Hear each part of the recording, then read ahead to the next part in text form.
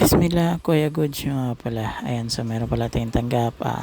iPhone 12 Pro Max LCD mga bossing. So, regular customer na natin to. Ayan, so napalitan na rin po ng LCD yung dati niyang phone. Ayan, so bumaksak daw. Bigla na nawala yung display. Ayan, so pag check natin, kala ko tempered glass lang. Ayan, so may crack na talaga yung LCD ko. So, wala nang choice kundi palitan siya na. Ayan, so sa mga gusto mong paggawa ng phone mga bossing, ito yung papalit natin. GX brand mga bossing ng pang iPhone. Ayan, so halos ganito po yung talagang kinakabit natin, no?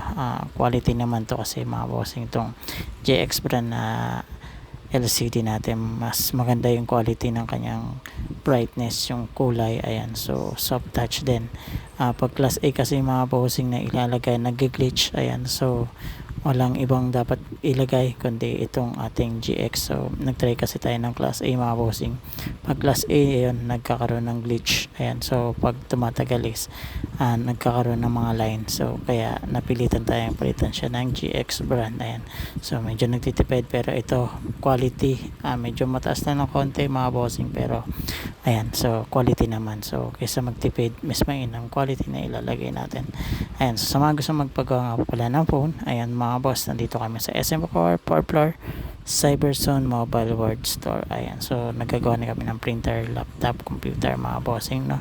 Ayan, so malayo naman dito mga boss. Kung malayo kayo, pwede naman kayo mag-check out. Lalagay ko na lang yung link ng ating LCD dito sa yellow basket or dyan sa comment section.